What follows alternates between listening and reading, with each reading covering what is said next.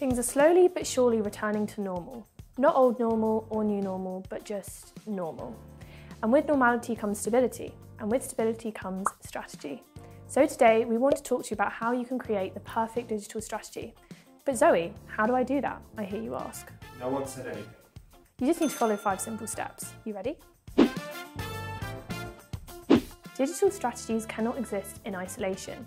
You need to understand your present position to prepare for the future.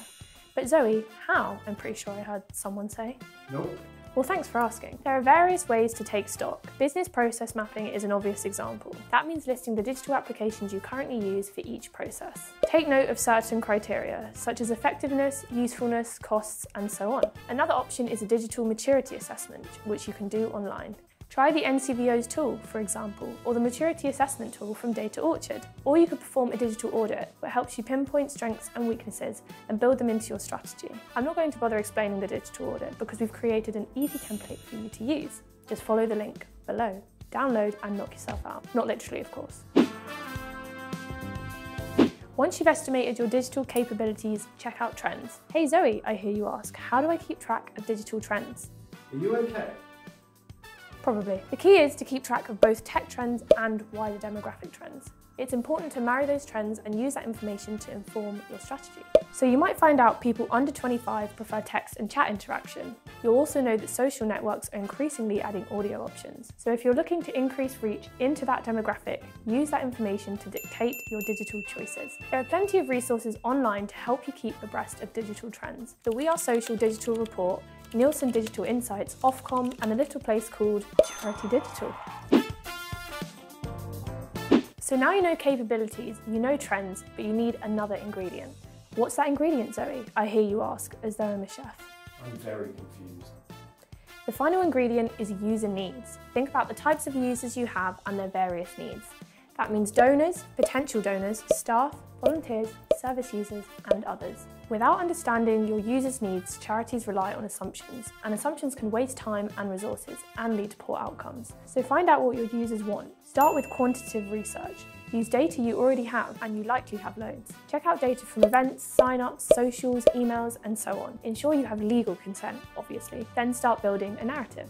That data should start to paint a picture about your users' needs. Then use qualitative data to fill in knowledge gaps. What's qualitative data, Zoe? Pardon? Never mind. You can get qualitative data by asking questions. So, for example, you could survey your users through emails, socials, even face-to-face, and ask them questions about your service. Ask where they see room for improvement, the changes that might be most helpful, and how your charity can be more accommodating.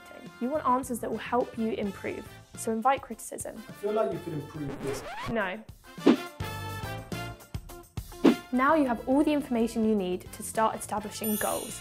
Goals can start broad, but then you need to narrow them down. But Zoe, how do I set effective goals? I hear you ask. That's a good question.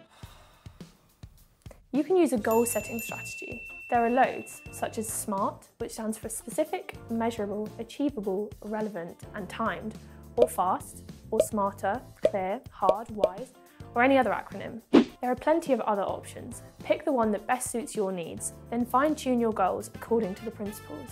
Ensure that all stakeholders agree on the goals so that you can have buy-in from the whole team. And after that, you're ready to write. Start by picking a format.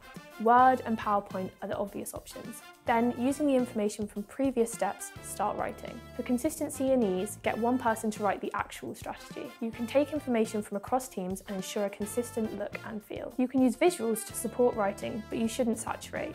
You want everything looking clean, clear, and concise. Roles should be clearly assigned in the strategy, and timeframes should be attached to those goals. Then, once everything is complete, you'll need to edit. The writer should perform the initial edit. Then it should go to the stakeholders for sign-off. Once the final draft is ready, the writer should put it aside for a week, then edit once again with fresh eyes. Once that's done, if you have capacity, ask someone from outside the team to proofread. And remember, always ensure track changes are turned on. Why do we need track changes, Zoe? What? Is it just so everyone can see what's changed? I have no idea what you're talking about. Accountability, I suppose. Okay, thanks.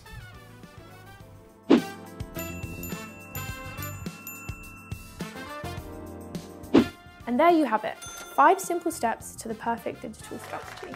Before you go, remember that an effective digital strategy is constantly evolving, so you will need to constantly evolve too. Move with trends, notice patterns in data and adjust accordingly. And that's it. Don't forget to subscribe to our YouTube channel for more information on strategy, digital and loads more. And check out the charity digital website for more information on everything. Zoe, I hear you declare, what's the best way to end a video? Well, I'm glad you asked.